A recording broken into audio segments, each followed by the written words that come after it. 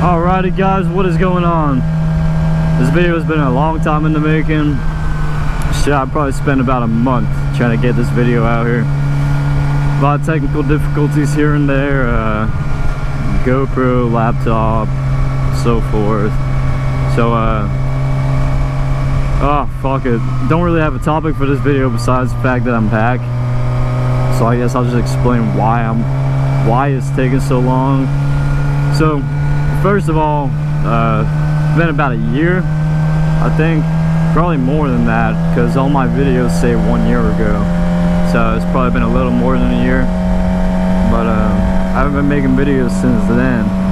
The main reason for that was I ended up getting a couple new bikes. So my 03 Gixxer that I had, it started having too many problems with it. The brakes were ass, you know, and I can change the brake fluid, but you know, that's as far as I can go into the brakes. I don't want to change the pads on it. Then the suspension was completely fucked, so my fork seals were leaking fluid, and I didn't have the time or money to fix that. And to be honest with you, I've always been kind of scared of doing suspension jobs. I worked at a shop close to here maybe 2 years ago, maybe 2.5 actually. So that was before I got my 03 Gixxer, and I saw one of the guys there, I mean this big ass military vet guy, doing a fork job on a bike, and the suspension popped and that shit split his finger open. So I've been thinking, you know, me and my tiny ass trying to do that, I ain't gonna be able to hold that shit down. So I never fucked with suspension. So with it having problems with the suspension and the brakes, I never really wanted to get into it myself. So I ended up selling it dirt cheap for about $700. And then I went and got myself an 06 ZX6R. Bought it from some 19-year-old kid near me. Terrible purchase, shouldn't have bought it. I ended up, I think about 3 weeks after I had it, it had some charging issues. So I did what any other person would do. I replaced the stator and the rectifier. But that didn't help the charging. And the battery was fine, I tested that. The problem ended up being the magneto, which is what the stator sits inside of. You know, it spins around it and creates that magnetic field, which is what charges the bike. So that ended up being the problem, and that's something that you can't diagnose. You know, there's no way of testing it, like hooking a multimeter up to your rectifier. You can't do that with the magneto. So that was a bit of trial and error. And then on top of that, Kawasaki require a special tool, actually 2 special tools, to get that bitch out of there. So it took a little while for me to actually get that done. And then I want to say 2 weeks after that, I had a problem with the bike just dying, and it would act like it overheats. So if you've ever had your bike overheat, basically all power just shuts off to it. And I mean, it's not like it stalls or anything, it just dies. You give it throttle but nothing happens. I mean, the electronics stay on but the engine just cuts off.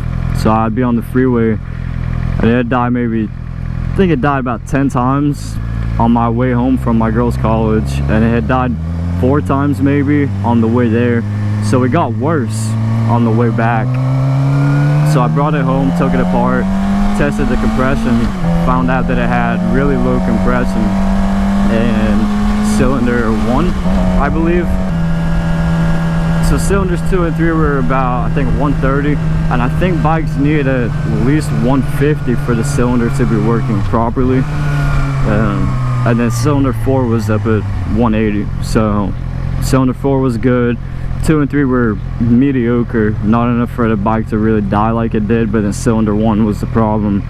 So after tearing it apart, tested the valves, looked at the timing chain, all of that was good, and so I had no idea what to do. So I took it to a shop near me who completely tore the engine apart, and came back with the answer that bad gas would cause carbon buildup, which would cause the piston rings and the valve seals to crack, and that was what was causing my low compression. So basically I had oil leaking inside of the motor, not leaking out of the motor. So it was getting in places where it shouldn't be, and then that ultimately caused the bike to not want to work. So brought the bike home, gave him $1,700 for 4 boxes of engine parts and a frame, and then ended up selling that again dirt cheap. So after I got rid of the Kawasaki, I got an 05 FZ6. So that's a Yamaha Sport Touring bike, which has the motor from the R6S in it. So can't remember the exact years. I think it was 2006 to 2010. Yamaha had 2 R6s, the R6S and the R6R.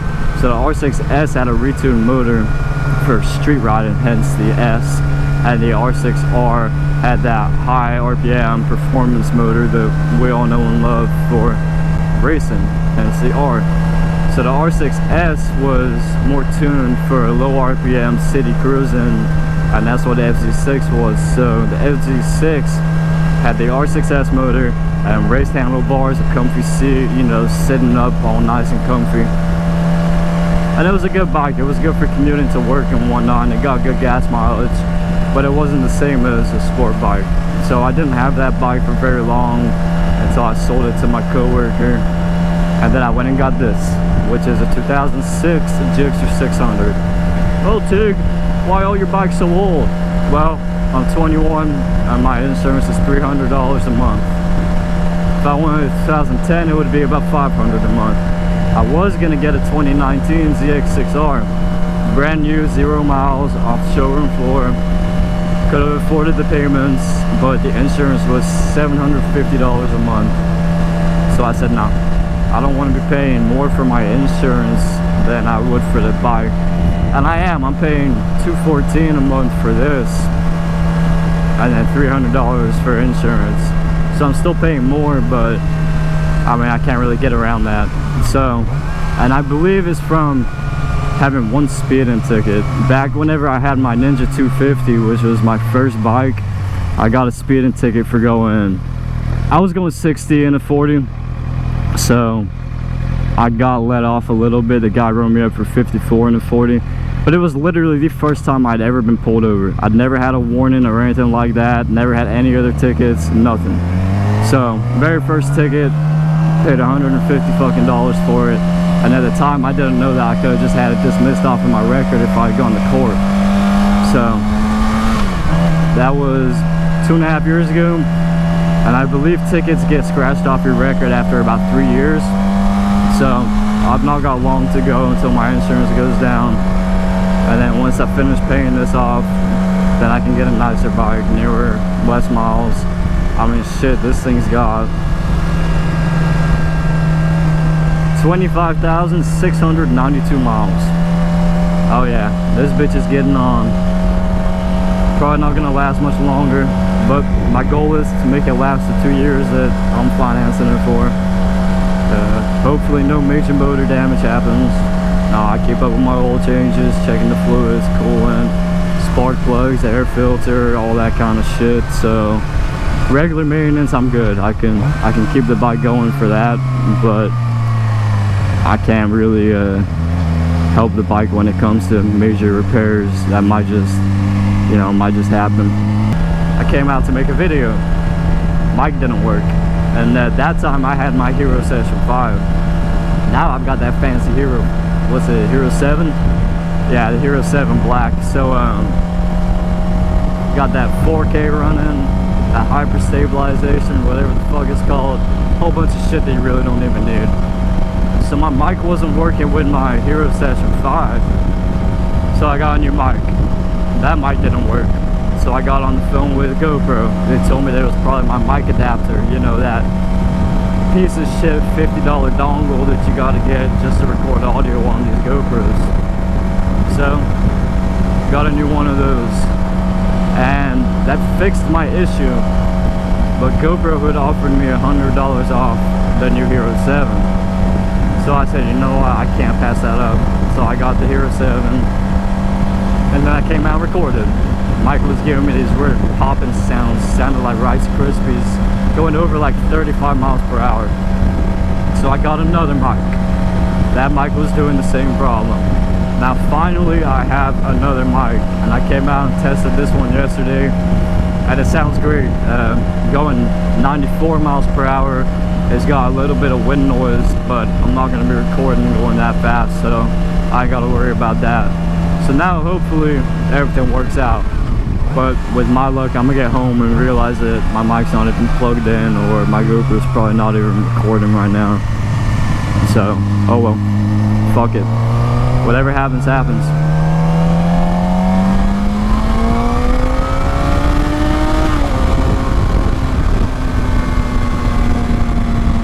So anyway, now I'm back, now I'm making videos. Hopefully everything's gonna work out. So I've made this video possibly 4 times. You're gonna stay in your lane there, buddy? You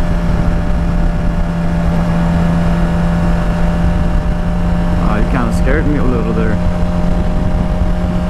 So I've been out here probably 4 times so far trying to make this video, and it hasn't worked out. So 5th time's the charm. Gonna work this time. So with that being said, I do work full time now. I am back, and I am going to be trying to make as many videos as I can, but it'll probably only be 1 a week. And I don't want to promise that I'm going to put 2 or 3 out a week, especially if I probably can't. So I have Tuesdays and Wednesdays off. So if I am going to be making videos, it'll usually be on a Tuesday or a Wednesday, and then I'll edit it and put it out on Sunday. So guys, 1 video a week. Not going to get too far and try and make too many videos, run out of ideas, want not make shitty videos. Ain't nobody gonna watch that. So I'm gonna try and make some good quality videos. And now I've got a new laptop. Went and got the Microsoft Surface Laptop 2. It's a badass little laptop. I got the highest configuration so I could make sure for a fact I could run these 4K videos. My old laptop, it's a Toshiba Satellite. Got it back in like 2012.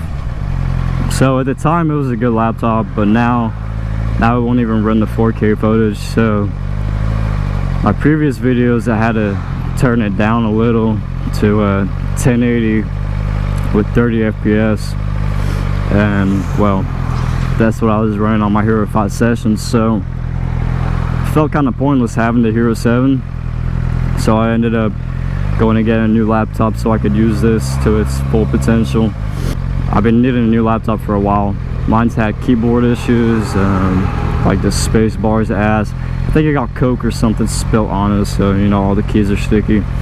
And then it's got these like weird black marks on the screen that just appeared randomly. Don't know where they came from, but it's like on the inside of the screen. It's not something I could just wipe off. And in fact, touching it makes it worse. So I ain't been touching it, trying to not make it any worse. It's like herpes spreading on my laptop screen. And then, like I said, it's not been running to its full potential lately. It'll take quite a while just to load something up. Whenever I got it, it was a good fucking laptop. I mean, it's got an i7 in it, and it ran at lightning fast speeds, but now not so much.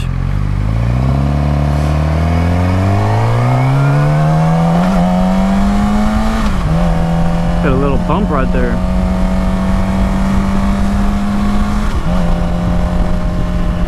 See how the stabilization works then, huh?